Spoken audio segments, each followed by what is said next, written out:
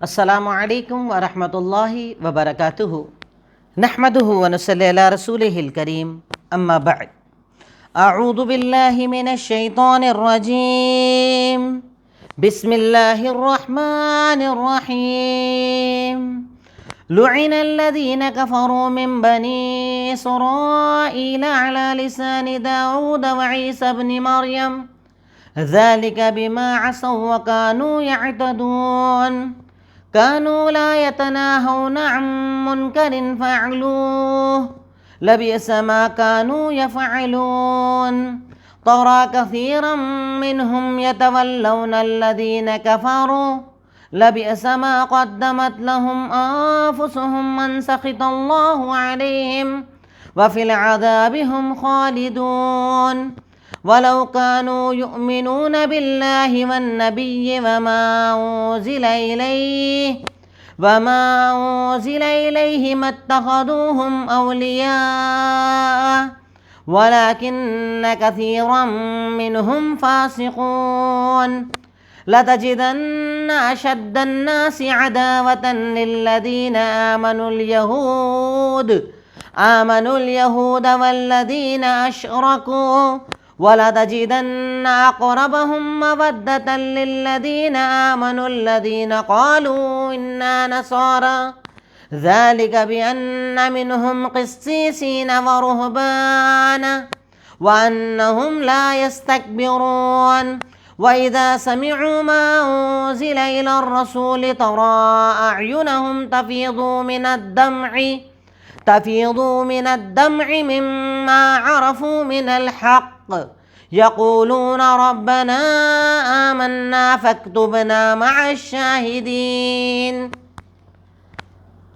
الحمدللہ، تدبر قرآن کی آج ہماری کلاس نمبر 125 نمبر کی کلاس ہے، جس میں سورہ مائدہ کی آیت نمبر 78 سے 83 میں نے آپ کے سامنے تلاوت کی۔ سب سے پہلے جو آیات آپ کے سامنے پڑھی گئی ہے ان کا ترجمہ۔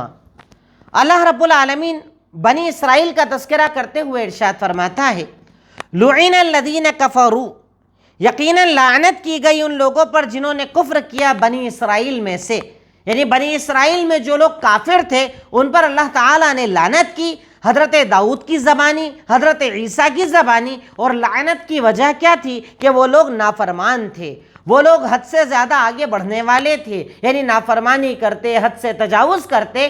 اس بنیاد پر اللہ رب العالمین نے ان پر لعنتوں کو نازل کیا۔ اور لعنت کن نے کی ان پر؟ لعنت کی حضرت داؤد نے، لعنت کی حضرت عیسیٰ نے۔ لعنت اس لیے کہ اللہ تعالیٰ تو ان کو ان کے معاملات کا، ان کے کرم کا، ان کے جو افعال یہ کر رہے ہیں اللہ تعالیٰ تو اس کا بدلہ دے۔ ترى كثيرا منهم كانوا لا يتناهون عن منكر فعلوه، اور ان کی ایک برائی اور کیا تھی کہ برائیوں کو دیکھتے ہوئے روکتے نہیں تھے بلکہ خود بھی کرتے تھے، اور یہ بہت برا عمل کرتے تھے۔ یعنی ایک تو سرکشی کرنا، دوسرا نافرمانی کرنا، اور تیسرا گناہ کو دیکھ کر نہ روکنا، یہ ان کا عمل تھا۔ اس بنیاد پر اللہ تعالیٰ نے ان پر لعنتیں کی، لعنتیں نازل کی۔ ترى كثيرا منهم، آپ دیکھیں گے ان میں سے بہت ساروں کو کہ وہ کفار سے دوستی کرتے ہیں۔ لبئس ما قدمت لهم انفسهم، وہ اپنے آپ کے لیے کیا بھی بری چیز کو آگے بڑھا رہے ہیں، اللہ کی ناراضگی ہے ان پر، اور وہ ہمیشہ عذاب میں رہیں گے۔ کفار سے دوستی کر رہے ہیں، غلط لوگوں سے دوستی اور تعلقات بنا رہے ہیں، اور یہ سارے معاملات وہ آگے بڑھا رہے ہیں، یعنی اپنے مرنے کے پہلے اپنے اعمال نامے کو غلط چیزوں سے بھر رہے ہیں۔ وَلَوْ كَانُوا يُؤْمِنُونَ بِاللَّهِ، لیکن اگر وہ لوگ اللہ پر ایمان لاتے، نبی پر ایمان لاتے، اور جو اللہ نے ان پر نازل کی ہے کتابیں ان پر ایمان لاتے، تو کبھی بھی وہ ان لوگوں کو اپنا دوست نہ بناتے۔ یعنی ایمان والا کبھی بھی کفار کو اپنا دوست نہیں بناتا۔ وَلَكِنَّ كَثِيرًا مِّنْهُمْ فَاسِقُونَ، لیکن ان میں سے زیادہ تر گنہگار ہیں، زیادہ تر گنہ کرنے والے ہیں۔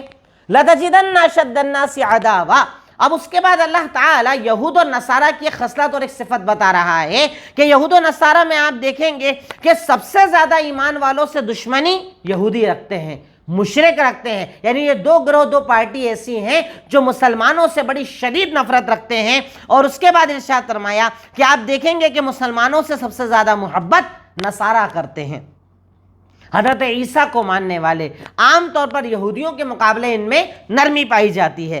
ذالک، اور اللہ اس کی وجہ بھی بتا رہا ہے، ذالک بأن منہم قسیسین، اور اس کی وجہ یہ کہ ان میں بہت سارے عبادت گزار لوگ ہیں، بہت سارے علماء ہیں، اس بنیاد پر ان میں نرمی پائی جاتی ہے۔ وَأَنَّهُمْ لَا يَسْتَكْبِرُونَ، اور ان کی ایک اور وجہ کیا ہے کہ ان میں تکبر نہیں پایا جاتا، وہ گھمنڈ نہیں کرتے، اپنے آپ کو بڑا نہیں سمجھتے۔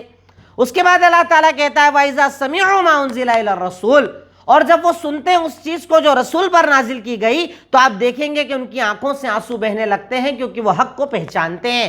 پڑھے لکھے لوگ ہیں، نصارہ عام طور پر زیادہ پڑھے ہیں، جب یہ رسول پر نازل شدہ قرآن کو سنتے ہیں ان کی آنکھوں سے آنسو بہتے ہیں، یہ حق کو پہچانتے ہیں اور کہتے ہیں ربنا آمنا، ان میں جو ایمان لے آتے ہیں وہ کہتے ہیں، اور صحابہ کرام کے لیے بھی یہی بات ہے کہ وہ سنتے تھے قرآن، ان کے آنسو بہنے لگتے تھے اور کہتے تھے ربنا، اے ہمارے رب، ہم ایمان لائے، فاکتبنا مع الشاہدین، اے اللہ تعالیٰ تو ہمیں گواہوں میں سے لکھ دے، گواہی دینے والوں میں سے لکھ دے کہ ہم تیرے دین پر ایمان لے آئے، ہم نے تیرے دین کو سمجھا، ہم نے تیرے دین کو قبول کیا۔ یہ تو ہوا ترجمہ۔ اس کے بعد آج کی آیات میں آئے ہوئے مشکل الفاظ۔ اللہ تعالیٰ ارشاد فرماتا ہے لعنوا، قرض، لعنت کی گئی جن پر اللہ تعالیٰ نے اپنا غضب نازل کیا۔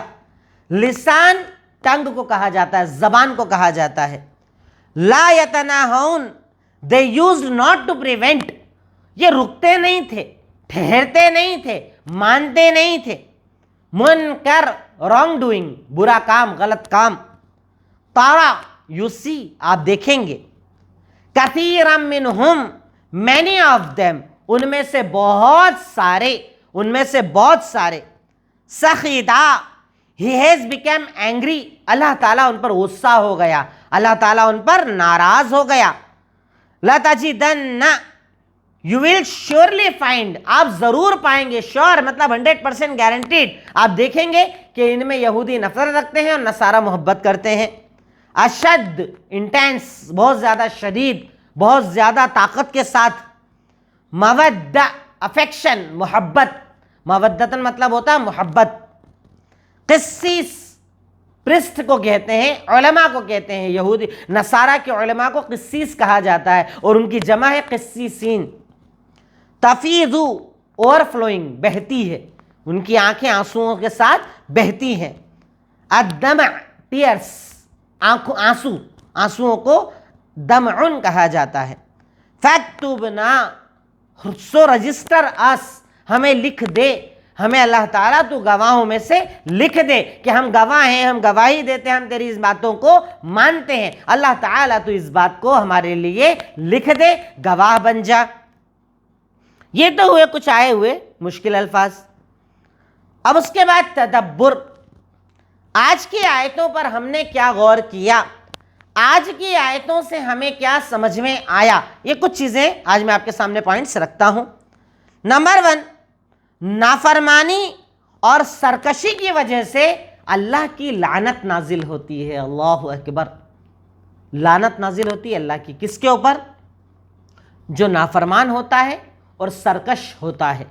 نافرمانی اللہ کی، نافرمانی رسول کی، نافرمانی قرآن کی، جب بندہ ان چیزوں کو ریگولر کرنے لگتا ہے نا، اس بنیاد پر اللہ تعالیٰ کی لعنت نازل ہوتی ہے۔ جیسے آج ہوتا ہے نا، صبح اٹھنے سے لے کر رات سونے تک نہ جانے کتنی نافرمانیاں ہم لوگ کرتے ہیں، نہ جانے کتنی سرکشی ہم کہتے ہیں۔ اللہ نے کہا یہ کرو، جسٹ اس کے اپوزٹ ہم کر کے دکھاتے ہیں کہ ہم اللہ تعالیٰ کی باتوں کو نہیں مان رہے، چاہے کاروبار، چاہے گھر، چاہے زندگی، جو بھی معاملات ہم کرتے ہیں اس میں سرکشی کرتے ہیں، نافرمانی کرتے ہیں، اور نافرمانی اور سرکشی جب ہوتی ہے اللہ تعالیٰ کی لعنت ایسے لوگوں پر نازل ہوتی ہے۔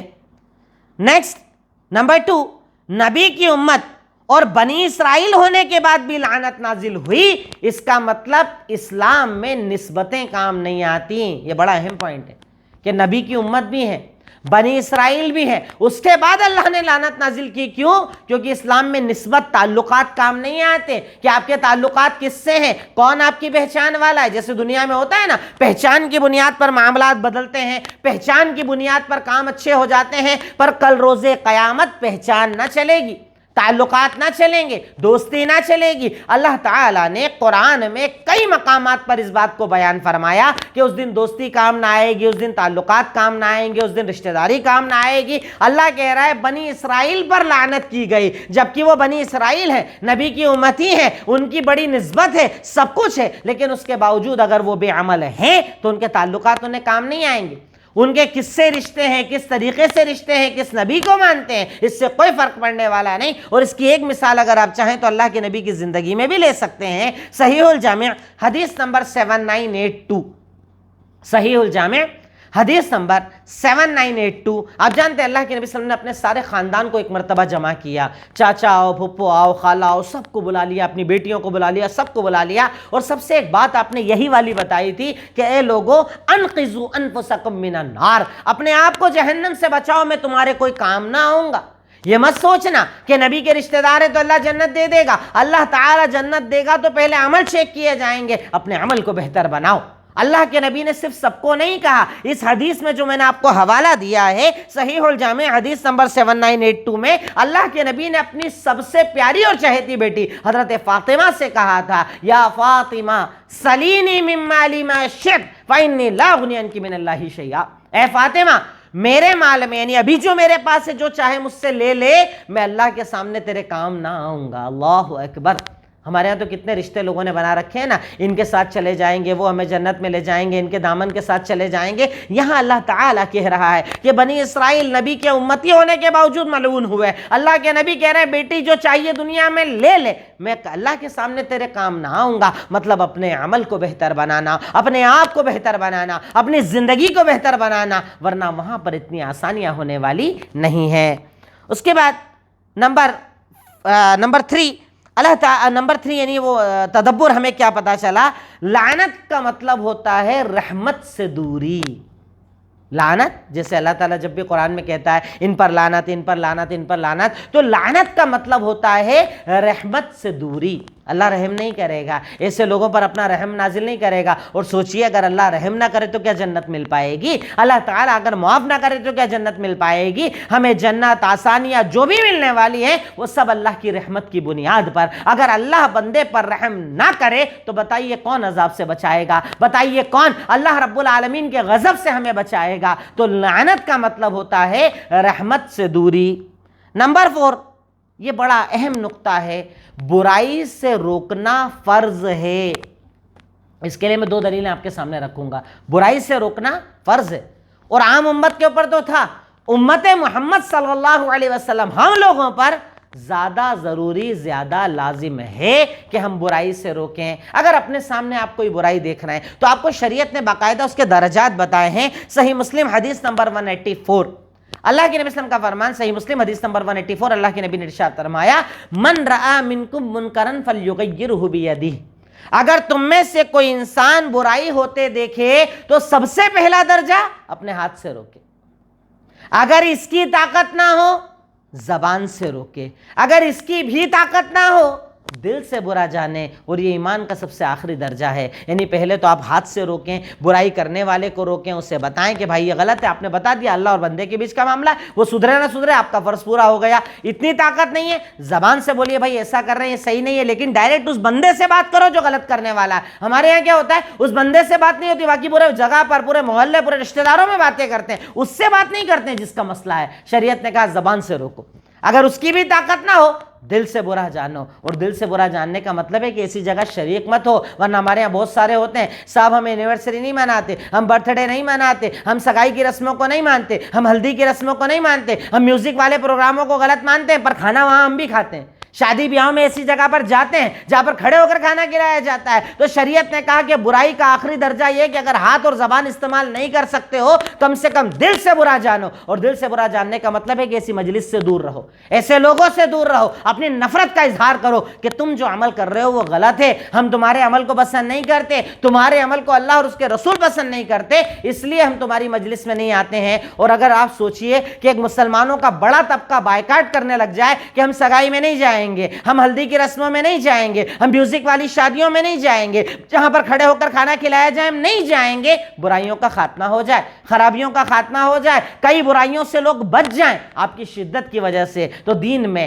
برائی سے روکنے کا یہ آخری انداز ہے, برائی سے روکنے کا یہ آخری سسٹم جو شریعت نے بتایا وہ یہی ہے کہ کم سے کم ہم اس کو دل سے برا جانیں, ہم اس معاملے کو دل سے برا جانیں, ہم یہ مانیں کہ اللہ رب العالمین نے اسے حرام فرمایا ہے, اللہ رب العالمین نے اسے ناجائز فرمایا ہے. بندہ اس بات کو اگر مان لے تو اللہ رب العالمین اس بنیاد پر اگر بندہ یہ مان لے کہ یہ ایمان کا آخری درجہ ہے, شریعت نے ایمان کا اسے آخری درجہ قرار دیا ہے, شریعت نے ایمان کا سب سے آخری درجہ قرار دیا ہے کہ بندہ کم سے کم دل سے اسے برا جانے, دل سے اسے برا مانے کہ یہ برائی ہے. اور یقیناً ایک محمدی ہونے کے ناطے ہم پر یہ فرض ہے. اسی پوائنٹ کی ایک اور دلیل اپنے سامنے رکھیں کیونکہ یہ بڑا اہم پوائنٹ ہے. سورہ آل عمران آیت نمبر 110, اللہ تعالیٰ نے ہمیں جب خیر امت بنایا, ہمیں اس کائنات کی سب سے افضل امت بنایا, تو ارشاد فرمایا کنتم خیر امت اخرجت للناس تأمرون بالمعروف وتنہون عن المنکر. تم اس کائنات کی سب سے افضل امت ہو اس لیے کہ تم لوگوں کو بھلائی کا حکم دیتے ہو اور برائی سے روکتے ہو. یہ فرض ہے ہمارا, کوئی احسان نہیں کر رہے ہیں آپ. اگر آپ برائی سے روک رہے ہیں تو آپ اپنا فرض ادا کر رہے ہیں. آپ بھلے, آپ سب سے اونچے, آپ سب سے افضل تبھی ہوں گے جب آپ اپنے اس فرض کو ادا کریں گے. تو یقیناً برائی سے روکنا اسلام میں ایک بہت بڑا عمل ہے جس کا حکم شریعت نے ہمیں دیا ہے, جس کے تعلق سے شریعت نے ہمیں فرمایا ہے. اگر ہم اس پر عمل نہ کریں تو پھر نہ ہم خیر امت ہیں, نہ اللہ ہم سے راضی ہوگا. جیسے ان پر لعنت ہوئی ہم پر بھی اللہ تعالیٰ اپنی لعنتوں کو نازل کرے گا. نیکسٹ نمبر 5, برائی سے روکنے کے لیے ضروری نہیں ہے کہ آپ نے کبھی گناہ نہ کیا ہو. آپ گنہگار بھی ہیں تو توبہ کر کے دعوت کا کام کریں. کئی لوگوں کو ایسا لگتا ہے کہ ارے اپن نے تو اتنے گناہ کر رکھے ہیں, اپن کیا لوگوں کو دعوت دیں, کیا لوگوں کو اچھا بتائیں, کیا برا بتائیں. برائی سے روکنے کے لیے ضروری نہیں کہ آپ پاکیزہ ہو. اگر آپ نے گناہ کیے بھی ہیں لیکن اگر آپ توبہ کر لو تو انشاءاللہ آپ دعوت کا کام کر سکتے ہو. اللہ تعالیٰ یہاں پر کہہ رہا ہے نا کہ وہ لوگ برائی سے روکتے نہیں تھے بلکہ برائی کرتے تھے. تو اللہ کہہ رہا ہے مطلب کرنے والا بھی روک سکتا ہے, جو کر رہا ہے برائی وہ بھی روک سکتا ہے. توبہ کر لو, اللہ سے معافی مانگ لو. ارے بندے مانے نہ مانے صاحب یہ تو ایسا کرتے تھے. کئی لوگوں کے بارے میں کہتے ہیں نا کہ ارے پہلے تو پڑھتے نہیں تھے اب ہمیں نماز کے بارے میں بتا رہے ہیں, پہلے تو خود حرام کام کرتے تھے اب ہمیں بتا رہے ہیں, پہلے تو ان کا کاروبار غلط تھا ہمیں بتا رہے ہیں. ہاں تو بتا رہے ہیں, وہ ان کا فرض ہے, بتانے دیجئے. توبہ کر لی ہے نا, معافی مانگ لی ہے نا, غلط کو غلط مان لیا ہے نا. تو برائی سے روکنے کے لیے یہ ضروری نہیں ہے, برائی سے روکنے کے لیے یہ ضروری نہیں ہے کہ آپ نے گناہ نہ کیا ہو. آپ گناہ کر کے اگر توبہ کر لیں تو آپ اپنے اس فرض کو پورا کریں اور باقاعدہ اللہ تعالیٰ نے جتنی طاقت دی ہے اسے لگا کر لوگوں کو برائی سے روکیں. اس چیز کو اسلام نے ضروری قرار دیا ہے. نمبر 6, کفار سے دوستی اللہ کی ناراضگی کی وجہ ہے. دوستی ایک ہوتا ہے, میں نے پہلے بھی حالانکہ اس ٹاپک کو بڑی تفصیل سے بتایا ہے کہ ایک ہوتے ہیں دنیاوی تعلقات جو مجبوری میں ہوتے ہیں, کاروبار کے اعتبار سے ہوتے ہیں, وہ الگ چیز ہے. لیکن جان بوجھ کر تعلقات بنانا, رازدار بنانا, خاص بنانا, عزیز بنانا, یہ اللہ کی ناراضگی کا ذریعہ ہے. اسے اختیار مت کرو, اللہ تعالیٰ اس سے ناراض ہوتا ہے, اللہ تعالیٰ اسے پسند نہیں فرماتا ہے. بندے کو چاہیے کہ وہ اللہ تعالیٰ کی رضا کے لیے لوگوں سے دوستی کرے. اللہ تعالیٰ جن سے ناراض ان سے وہ بھی ناراض ہو جائے. اللہ تعالیٰ ایسے بندوں کو پسند فرماتا ہے. نمبر 7, اللہ, نبی, قرآن پر ایمان انسان کو صحیح دوست چننے میں مدد کرتا ہے. اللہ تعالیٰ کہہ رہا ہے نا کہ آپ دیکھیں گے وَلَوْ كَانُوا يُؤْمِنُونَ بِاللَّهِ وَالنَّبِيِّ وَمَا أُنزِلَ إِلَيْهِ, آپ دیکھیں گے کہ اگر وہ اللہ پر, رسول پر اور قرآن پر ایمان رکھتے تو کبھی بھی ان لوگوں کو اپنا دوست نہیں بناتے. تو اس سے پتہ چلتا ہے کہ بندہ اگر اللہ پر ایمان رکھے, اگر رسول پر ایمان رکھے, اگر وہ قرآن پر ایمان رکھے تو بندہ, اللہ تعالیٰ اس کی مدد کرتا ہے کہ اسے کسے دوست بنانا ہے, کس کو اپنا ساتھی چننا ہے, کس کے ساتھ اسے رہنا ہے. اللہ تعالیٰ مدد کرتا ہے ایمان والوں کی جو اللہ پر ایمان رکھے, رسول پر ایمان رکھے, آخرت پر یقین رکھے, قرآن پر یقین رکھے. اگر آپ کا ایمان پکا ہے اللہ آپ کو صحیح دوست دے گا, اللہ آپ کو اچھے ساتھی دے گا. تو اللہ تعالیٰ اچھے ساتھی دیتا ہے ایمان کی بنیاد پر. اس لیے اگر بندہ مومن ہو تو اللہ رب العالمین صحیح دوست چننے میں اس کی مدد فرماتا ہے.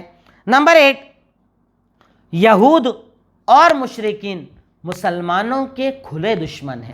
اللہ تعالیٰ کہہ رہے ہیں اللہ تجدن اشد الناس عداوہ، آپ دیکھیں گے شدید ترین دشمنی آپ سے کون رکھتے ہیں؟ یہودی اور مشرکین، کفار، کفر کرنے والے اور یہودی۔ آج بھی آپ دیکھیے نا، یہودیوں کی سازشوں کو دیکھیے، یہودیوں کی پلاننگوں کو دیکھیے، یہودیوں نے آج ہمارے یہاں فحاشی کو پھیلایا ہے، یہودیوں نے ہماری بچیوں کو بگاڑا ہے، یہودیوں نے ہمارے گھر میں ٹی ویز کے ذریعے، سیریلز کے ذریعے فحاشی کو پروسا ہے، یہودیوں نے ہماری اولادوں کو نافرمان بنایا ہے۔ یہودی سازشیں آپ دیکھ نہیں سکتے، اتنی چاروں طرف ہے، آپ کے موبائل میں ہے، آپ کے بچوں کے گیمز میں ہے، آپ کے یہاں تعلیم میں ہے، آپ کے یہاں لباس میں ہے، ہر قدم پر وہ نفرت رکھتے ہیں آپ سے۔ اور اسی طریقے سے کفار کبھی آپ کے دوست نہیں بن سکتے، وہ آپ سے نفرت رکھتے ہیں۔ اللہ تعالیٰ کے علاوہ غیروں کو پکارنے والے یقیناً وہ آپ سے نفرت رکھیں گے، اور آج یہ نفرت تو جگ ظاہر ہو ہی چکی ہے، اللہ تعالیٰ نے اس چیز کو ظاہر کر ہی دیا ہے۔ نیکسٹ نمبر 9، عبادت اور علم انسان کے دل کو نرم کرتا ہے۔ اللہ اکبر، بڑی پیاری چیز ہے جو ہمیں قرآن کی عنایتوں سے پتہ چلتی ہے۔ اللہ تعالیٰ کہتا ہے کہ تم سے زیادہ نفرت رکھنے والے کون ہیں؟ یہود و نصارہ۔ لیکن اللہ تعالیٰ یہاں پر یہ بات بتا رہا ہے کہ عبادت اور علم انسان کے دل کو ذرا نرم کر دیتے ہیں۔ اللہ تعالیٰ نے کہا کہ تم دیکھو گے کہ یہ جو نصارہ ہیں نا، ان کا دل تمہارے لیے بڑا نرم ہے، یہ تم سے نرمی کرتے ہیں، اور وجہ کیا ہے؟ ان میں قسیس اور رہبان ہیں، مطلب ان میں بہت سارے عبادت گزار بھی ہیں اور بہت سارے علماء بھی ہیں۔ تو جب بندہ علم حاصل کرتا ہے نا، اللہ تعالیٰ اس کے دل کو نرم کرتا ہے۔ بندہ جب عبادت کرتا ہے نا، اللہ تعالیٰ اس کے دل کو نرم کرتا ہے۔ اب ہمارے یہاں جمعہ پڑھنے والے، عید کی نماز پڑھنے والے، عبادت کے نام پر کبھی دل ہوا تو کر لیا، نہیں تو چھوڑنے والے، اور علم کی اگر بات کریں تو دینی علم کو کون حاصل کرتا ہے؟ عالم کون بنتا ہے؟ حافظ کون بنتا ہے؟ پر اگر یہ دو چیزیں آپ کے پاس ہے، علم اور عبادت، اللہ آپ کے دل کو نرم کر دیتا ہے، آپ کے دل میں نرمی ڈالتا ہے۔ آپ دیکھیے جو لوگ اللہ سے دور ہوتے ہیں نا، ان کے دل میں شدت زیادہ ہوتی ہے، غلظت زیادہ ہوتی ہے، معاملات میں وہ لوگ خراب ہوتے ہیں، زبان کے جھوٹے ہوتے ہیں، وعدے کر کے پورے نہیں کرتے ہیں۔ لیکن جن کے دل میں ایمان ہوتا ہے، اللہ تعالیٰ عبادت اور علم ہوتا ہے، وہ سوچتے ہیں بولنے کے پہلے، کرنے کے پہلے، ظلم کے پہلے اچھائی کرتے ہیں، بھلائی کرتے ہیں۔ تو اس سے پتہ چلتا ہے اللہ تعالیٰ نے جو آج کی آیتوں میں ہمیں بتایا کہ علم اور عبادت انسان کے دل کو نرم کرتے ہیں، اسے سختی سے بچاتے ہیں۔ اس لیے ہمیں بھی اپنے لیے عبادت اور علم کا راستہ اپنانا چاہیے۔ نمبر 10، اللہ کے ذکر سے ایمان والوں کو لرزہ آ جاتا ہے۔ اللہ اکبر، قرآن سن کر، دعائیں سن کر، اللہ کی عظمت کے بیان سن کر ایمان والوں کو لرزہ آ جاتا ہے، ان کا دل کانپ جاتا ہے۔ اللہ تعالیٰ اس عنوان کو اور بھی جگہ قرآن میں بتاتا ہے، ایمان والوں کے تعلق سے بتاتا ہے۔ آج کی آیت کے اینڈ میں اللہ نے بتایا کہ آپ دیکھیں کہ جب وہ اللہ کا ذکر سنتے ہیں نا، ان کے دلوں میں لرزہ آ جاتا ہے، ان کی آنکھوں سے آنسو جاری ہو جاتے ہیں، انہیں ڈر لگتا ہے اللہ سے، آخرت سے، جہنم سے، عذاب سے، قبر سے۔ تو اللہ تعالیٰ کا ذکر اگر ایمان ہو تو ایمان والے کو یہ ذکر لرزہ ڈال دیتا ہے۔ ورنہ ہم لوگ تو کیا ہے، نماز پڑھنے جاتے ہیں، امام صاحب ہمارے سامنے کہہ رہے ہیں اذا زلزلت الارض زلزالہا، کہ یاد کرو اس دن کو جب زمین میں زلزلہ آ جائے گا۔ ہم سر کھو جاتے ہیں، پیر کپڑے صحیح کرتے رہتے ہیں، نماز میں سوچتے ہیں کہاں جانا ہے، کیا کرنا ہے، یہاں سے نکل کر کیا کروں گا، کیا نہیں کروں گا، کیونکہ ہمیں پتہ ہی نہیں امام صاحب کہہ کیا رہے ہیں۔ اور اس کے بعد عذر یہ کہ عربی ہمیں کہاں آتی ہے؟ آپ کو ہندی آتی تھی، آپ نے سیکھا، انگلش آتی تھی، آپ نے سیکھا، کیونکہ آپ کا کاروبار ہے اس سے، آپ کی تجارت ہے اس سے، آپ کو اچھی جاب، اچھی نوکری تبھی ملے گی۔ ارے قرآن سے تو آپ کو آخرت ملنے والی ہے، عربی سے تو آپ کو آخرت ملنے والی ہے۔ ارے نہیں تو کم سے کم اپنی زبان میں جو تمہیں آتی ہے اس میں قرآن کے ترجمے کو پڑھ لو، آیتوں کے ترجمے کو پڑھ لو، کم سے کم 30واں پارہ پڑھ لو، تاکہ جب امام صاحب کوئی سورت تمہارے سامنے پڑھے تو سورت کا پورا بیک گراؤنڈ تمہارے سامنے آ جائے کہ اللہ تعالیٰ کیا کہہ رہا ہے۔ اور سوچئے نا، اگر آپ کے سامنے یہ تصور ہو کہ اللہ تعالیٰ کیا کہہ رہا ہے اور اس کے بعد آپ نماز پڑھیں گے تو کیسی نماز پڑھیں گے؟ جب آپ اپنے سامنے سنیں گے کہ اللہ تعالیٰ کہہ رہا ہے الحمدللہ رب العالمین، تمام تعریف اس اللہ کے لیے جو سارے عالموں کا رب ہے، وہ رحمان و رحیم ہے، قیامت کے دن کا مالک ہے، دل میں ڈر آئے گا۔ یہاں قیامت کا بیان چل رہا ہے۔ جب امام صاحب کہیں گے اذا زلزلت الارض زلزالہا، یاد کرو اس دن کو جب زمین میں زلزلہ آئے گا، زمین پھٹ جائے گی، مردے باہر آ جائیں گے۔ سوچئے نا وہ منظر کیسا ہولناک ہوگا، بندے کو آنسو آئیں گے، آنکھوں سے آنسو بہیں گے، دل نرم ہوگا، دل میں لرزہ آئے گا۔ کب؟ جب آپ کو یہ پتا ہوگا کہ کہا کیا جا رہا ہے، بولا کیا جا رہا ہے، قرآن میں اللہ تعالیٰ مجھ سے کیا بات کر رہا ہے، قرآن میں اللہ تعالیٰ مجھے کیا پیغام دے رہا ہے۔ پر کب؟ جب ایمان ہوگا۔ تو یقیناً اللہ کے ذکر سے ایمان والوں کو لرزہ آ جاتا ہے۔ نمبر 11، رونے سے دل نرم ہوتا ہے۔ رونا چاہیے، رونا چاہیے اللہ کے سامنے، اکیلے میں، تنہائی میں، نمازوں میں، عبادات میں، دعاؤں میں رونا چاہیے۔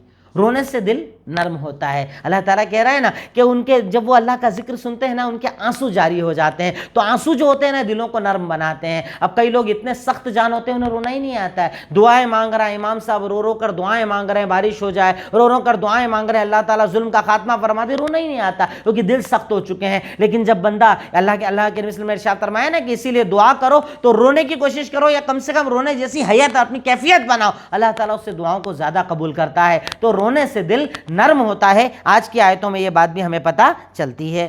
نمبر 12، علم سچا ہو تو انسان تکبر نہیں کرتا۔ یہاں پر اللہ تعالیٰ نے کیا کہا کہ ان میں قسیس ہیں، ان میں رہبان ہیں، اور ان کی صفت کیا بتائی کہ لا یستکبرون، وہ تکبر نہیں کرتے، وہ گھمنڈ نہیں کرتے۔ تو اگر علم سچا ہو تو انسان تکبر نہیں کرتا ہے۔ کئی لوگوں کو علم پر تکبر ہوتا ہے نا، چاہے وہ دین کا علم ہو یا دنیا کا علم، جسے ہم لوگوں نے پڑھائی کے اعتبار سے سمجھا ہے۔ انجینئر ہے تو اسے فخر آ جاتا ہے، اچھا ڈاکٹر ہو فخر آ جاتا ہے، اچھا انجینئر ہو فخر آ جاتا ہے، اپنی فیلڈ کا اگر وہ ماہر ہو لوگ اس سے ملتے جلتے فخر آ جاتا ہے۔ اسی طرح اگر اچھا عالم ہو، اچھا مقرر ہو، اچھا بولنے والا ہو، اس کے چینل ہیں، یہ ہے وہ ہے، فخر اور تکبر آ جاتا ہے۔ شریعت کہتی ہے کہ سچے علم والا کبھی تکبر نہیں کرتا۔ جس کے دل میں اللہ تعالیٰ پر یقین ہوتا ہے وہ تکبر نہیں کرتا ہے، اور اللہ تعالیٰ تکبر کو پسند نہیں فرماتا ہے۔ اسی سلسلے کے اندر کئی روایات آتی ہیں، جیسے کہ صحیح مسلم کی حدیث نمبر 91، اللہ کے نبی صلی اللہ علیہ وسلم نے ایک مرتبہ ارشاد فرمایا، حدیث نمبر 91 صحیح مسلم، اللہ کے نبی نے ارشاد فرمایا، آپ کہتے تھے، آپ نے فرمایا لا يدخل الجنۃ من کان فی قلبہ مثقال ذرۃ من کبر، کہ جس کے دل کے اندر ذرے کے برابر کبر ہوگا وہ جنت میں نہیں جائے گا۔ صحابہ ڈر گئے۔ صحابہ کرام کا خوف کا عالم دیکھیے کیا ہے، تکبر تو تھا ہی نہیں پھر بھی ڈر گئے، اور سوال کیا کیا، اللہ کے نبی ایک بات مجھے ڈرا رہی ہے، ایک سوال کیا کہ اللہ کے نبی انسان یہ چاہتا ہے کہ اس کے کپڑے بہت اچھے ہوں، اس کے جوتے بہت اچھے ہوں، یعنی اس کا آل اوور جو پورا اس کا اٹائر ہے، جو اس کا پورا انداز ہے، جیسا وہ سامنے لوگوں کے آتا ہے وہ چاہتا ہے کہ وہ اچھا ہو، خوبصورت نظر آئے۔ یہ بھی تکبر ہے کیا؟